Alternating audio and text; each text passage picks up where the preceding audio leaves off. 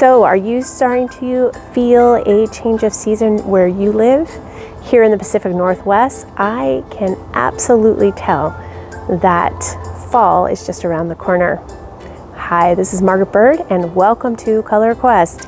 We have been looking at leaves in and around the forest of where I live, and today I thought let's just poke around the yard and garden that I have here and grab a few leaves and see what kind of prints they may make. Some of them, I have no idea what's going to happen, and I encourage you to do the same. This is always about experimentation. But one thing we will be doing in today's video is looking again at the power of mordants and how that can make a huge difference when you are botanical printing with leaves.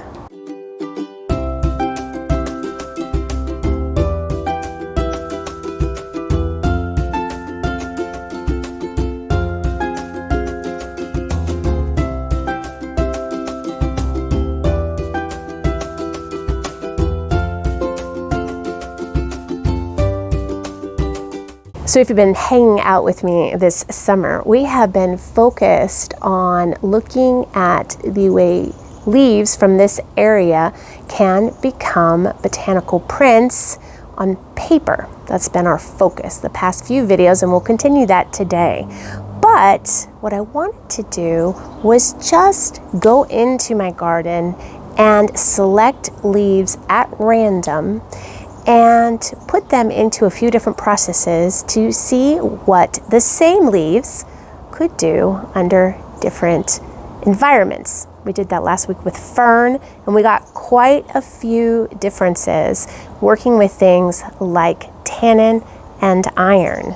Today we're going to introduce alum into the mix because that's just a wonderful mordant anyway, and it can really do different things when you are doing botanical printing as compared to tannin and iron. So how do you pick leaves that you know are going to be good for botanical printing? Well, you can always research that because there are some tried and true leaves that are going to bring you success in the world of botanical printing pretty consistently. But you can also play around with leaves that you're not sure about, and you might be surprised. And when you're using different kinds of mordants, you can still enjoy some of the nuances of leaves that may not give much in the way of color, but are really beautiful in terms of their shape and the design elements that are in the makeup of the leaves themselves, like the veins and so forth. One thing that I absolutely will recommend for you, though, is that a leaf that you choose that is more waxy in nature is probably not going to be a great pick.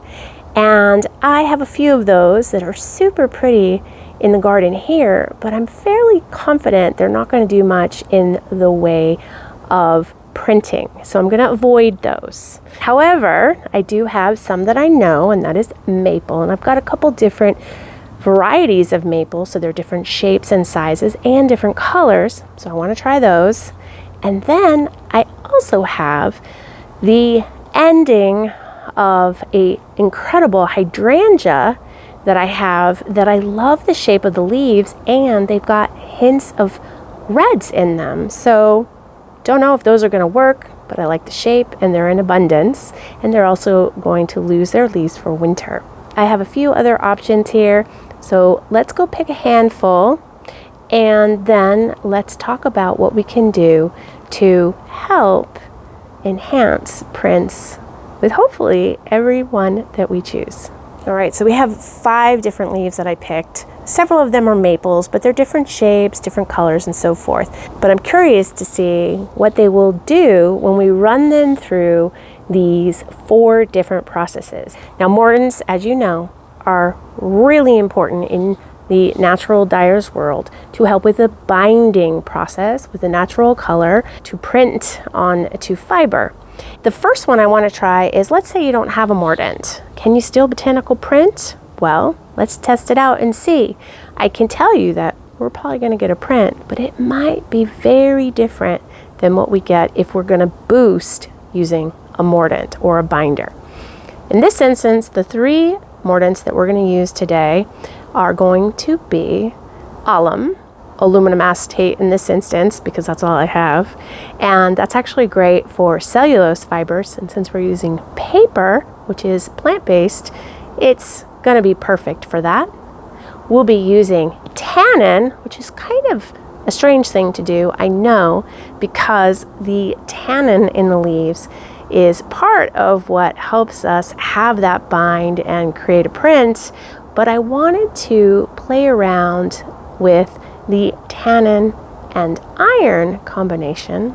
So we'd be putting those leaves into an iron bath and the paper into a tannin bath. We'll see what happens there. And then the final one will be a iron bath. And we'll just be putting the paper into that and seeing what kind of tannin levels we have in the leaves that we've picked and see what kind of a print they'll make. Now, tannin and iron are how we can welcome blacks and grays into our dye studio, and with printing it is exactly the same. What's nice about that as well is that it can really capture some of the details that are in the veins and so forth. So that is something I really like to play with. While I start to make my different mordant baths, I'm going to just soak the leaves in water to keep them fresh. And the paper I'm using is watercolor paper. There's a rougher side on this one and a smoother side. You can use either one. These are cards, and so I'm actually going to take advantage of folding them in half like I did last week with the fern, so that we can be getting a print both from the bottom of the leaf and the top from the leaf. And you'll see that the 2 sides of the leaves will give us different prints as well. Paper is also a fantastic way to practice and to test things out because it tends to be less expensive, and we just don't seem to hold it quite as near and dear as we might with a piece of fiber like, I don't know, a silk scarf. So if you want to practice and try all these things out, grab some paper. The amount of mordant that we need to make these baths is just slight. Normally you would measure your fiber to get the weight, and then you would use a percentage of each one of these mordants to create the bath. I'm not going to do that in this video. I'm just going to use a pinch of each one to create their own individual baths. For the paper that I'm not going to put a mordant in, I'm just going to put it into water for now so that it starts to open up a little bit and could potentially help to receive the color. It's always great to put your fiber into water before you work with it. Just can help bring about that color or that print a little bit easier. A little PSA here is that when you are working with your mordants, particularly the iron, and in this case the aluminum acetate's quite fine, you want to be wearing a mask while it's in that powder form, just so you're not ingesting it. Although these things are coming from nature, no need to be breathing it in.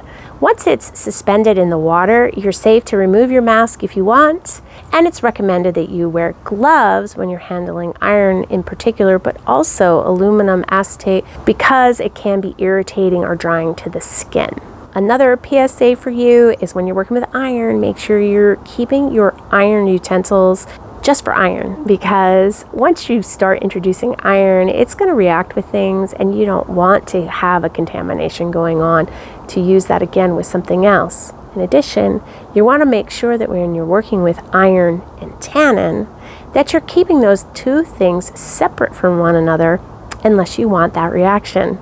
In general, you're going to want to cover your surfaces and things like that, because iron has a way of floating around, and if it comes into contact with anything that has tannin in it, it will have that reaction, and you're going to get some gray and black marks in different places. I've had that happen with gutting boards before, and so just be aware of that. I'll be soaking the paper for about 15 or 20 minutes in each one of the baths, and then I'll start building my prints.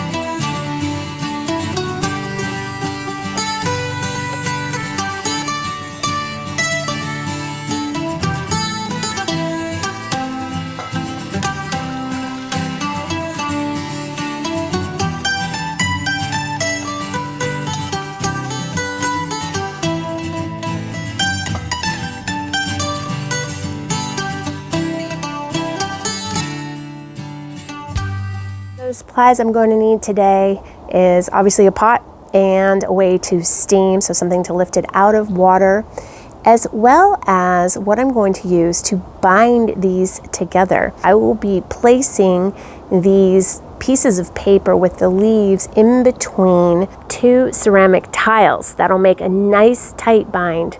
And in this instance, I have to use rubber bands because I can't get my clips to fit. You can go back and watch last week's video to see me try to do that, but it didn't work. Anyway, point here is that you're going to want to use something for with binding. That could be rubber bands, it could be clamps or string, it could be pieces of fiber that you just bind like a bandage.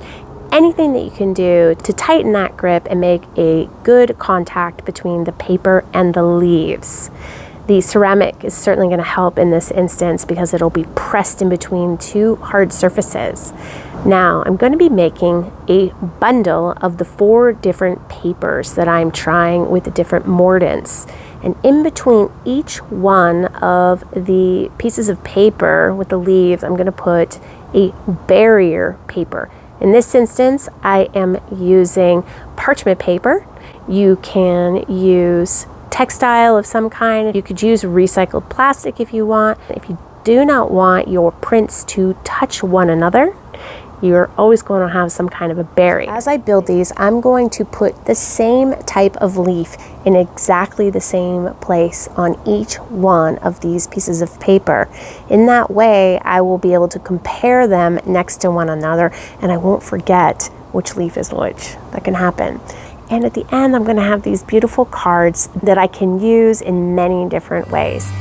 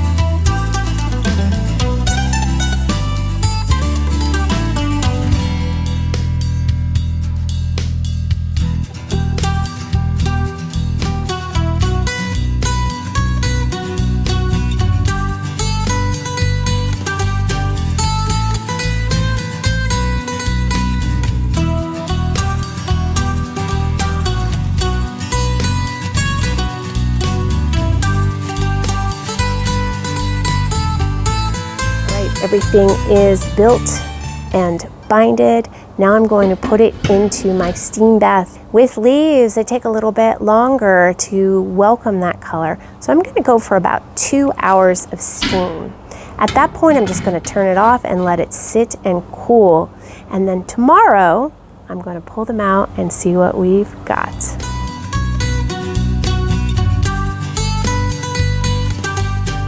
Ready to unbind them. It's always the most exciting part. You probably skip all of this chit chat that I do and go straight to the reveal, but I think it's worth it.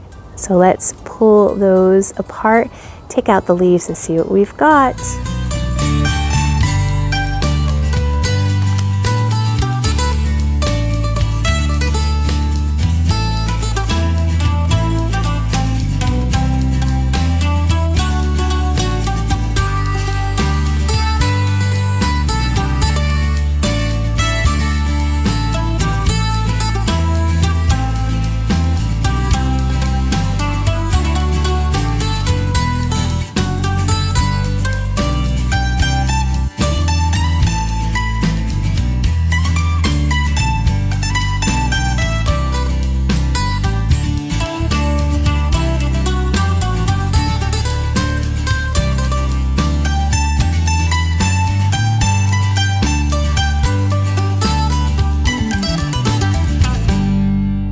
Never disappoints. Never, ever, ever. I absolutely love the differences that we got, and even that we got some on the paper that didn't have any mordant. So let's take a closer look. They have sat and dried. They're always going to dry a little bit lighter than when we pull them out, but they look amazing.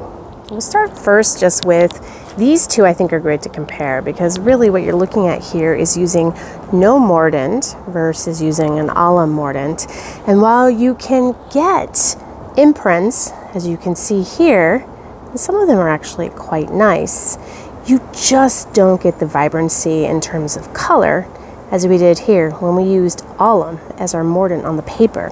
Now, I did use the more rough side of the paper this time, and so I got some bleeding going on, but still I think it's a great way for you to see just how different it can be when you add a mordant like alum. Also, one more thing I wanted to point out. This was the Japanese maple that was a green leaf on the tree, and this one was that red dragon Japanese maple that has a red leaf all year round. And I love the fact that you just sometimes don't know what color you're going to get, right? So this was the green leaf, and we got as beautiful as a red as we did with the red leaf. And then this one in the middle was the hydrangea that I was just curious, since it had some red on it, and it's just a vibrant yellow. I mean, how different is that? And then I do love that we just got a straight on green leaf. That's fun. And that as well is a kind of maple, and it's just different. So you need to mix and match and play around, because you can really get unexpected colors and different colors. Then if we go over here, we're looking at the piece that was a tannin in terms of a background, as well as the leaves that were put in for a while into iron. Now, why did I put them into iron? Just to mix it up a bit. Got some nice definition and color from those Japanese maple. We got some beautiful line work here, and actually if I turn this over, I really like how these turned out. They are so subtle and so pretty. I mean, look at that. So this would be the top side, and it's just so quiet. Now the final one here is the iron, and you know, this piece of paper went into that iron. I had the leaves in there, so there was already a tannin iron combo going on, but really it was just super strong. So I got those really distinct black iron and tannin results where they interact with each other, so you can really get a dark view. And if you look on this side, it's a little more subtle. Still some beautiful line work and so forth, but probably this piece of paper had a little bit too much iron going on, but you know what? It just ends up being a really different option. So all in all, I think this is a great look at how varied you can get with the same leaves using different processes and mordants. All right, friends, those of you who've been here for a while, you know, experimentation, that is what this is all about. I started this channel almost 4 years ago just so you could come on this journey with me, so that I could discover new things and learn new things about natural color. And this whole botanical printing side of it has been just that. So thank you for being here, and I really hope that this gives you the inspiration to go out, grab some leaves from your own garden, and just start playing. So next time on Color Quest, not sure exactly what I'm gonna do. We have about another month here of this sort of late summer, early autumn season, and I'm gonna just wander around my garden, and I bet you something's going to catch my curiosity, and I'm gonna wanna bring you along to discover whatever that is going to do in the dye studio. So have a wonderful week wherever you are, and I can't wait to see you next time on Color Quest. So, FedEx! Oh my God! Okay, should we try this again? Yes, please.